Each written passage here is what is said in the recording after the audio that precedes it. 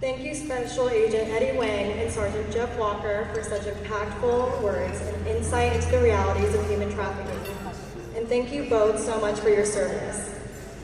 Our next speaker, Ms. Ramsha Shafa, is a singer, women's rights activist, psychologist, and has worked with the United States military since 2009 as a linguist, language instructor, and cultural advisor. As a child bride from Afghanistan, she has overcome a plethora of life's challenges. We are honored to have her here this evening and to be able to bear witness to her story of struggle, triumph, and divine intervention. Please help me welcome Dr. Shafa. Thank you for the introduction.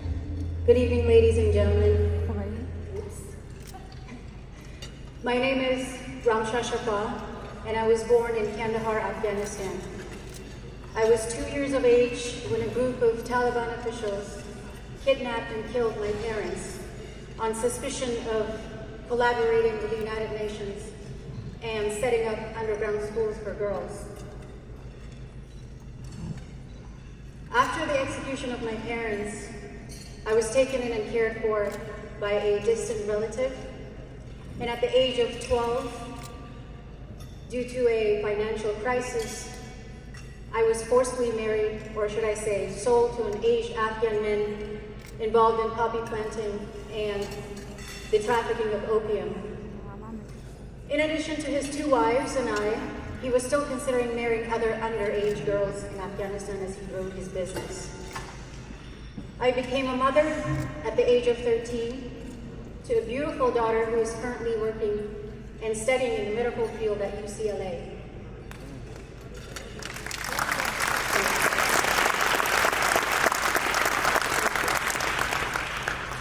I consider myself extremely lucky for being rescued at the right time by one of the childhood friends and a combat buddies of my deceased father, who had incidentally learned about my existence and my then situation as a child bride.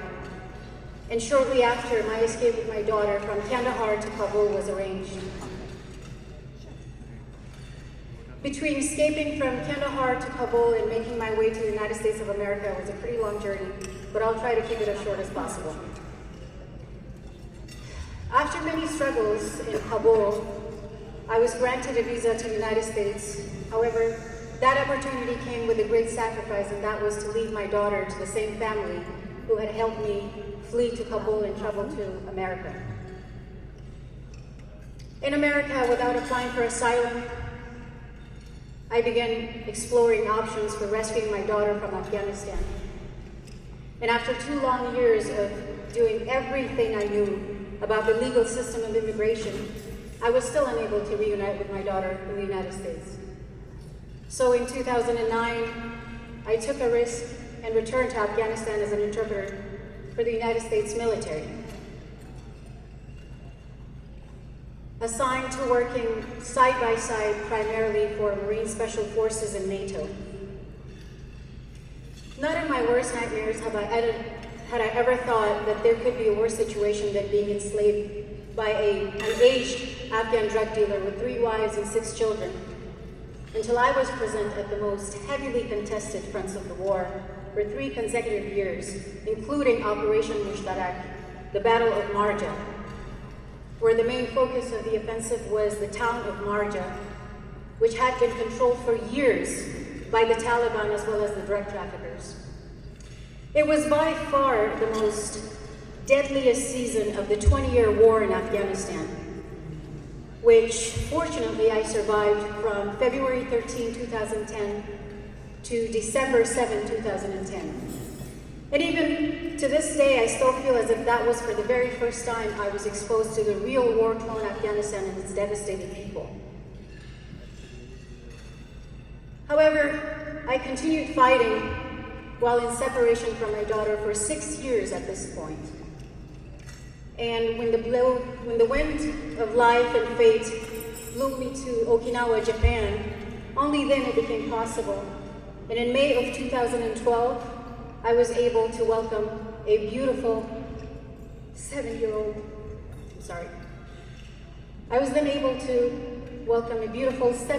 girl back into my life, who did not recognize me as her mother.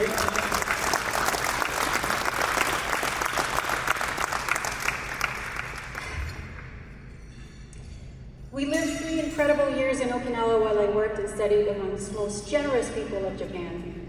While in Japan, I discovered my true passion for music, and I entered the Afghan music industry in 2015. And ever since, I've volunteered for many tours, and I've also worked on several artistic projects supporting women's rights in Afghanistan, as well as raising awareness on the rapidly growing but nerve-wracking issue of child marriage in Afghanistan. If you've heard of the 2021 airlift, I was involved in evacuating and resettling at-risk Afghans following the shocking tragedy of the Taliban takeover of Afghanistan. And I'm still currently working and assisting newly arrived Afghans dealing with psychological issues as well as those facing criminal charges. And that is not the entire journey, there's a lot more to it. However, due to shortage of time today, I would like to leave it at that. And if there's one message I could give out to the brave women of Iran and Afghanistan, based on my personal experience, would be to never lose hope. Stand up for your rights and fight till the end. Women, life, freedom. Zan, Zindagi, Azadi. Thank you very much for listening.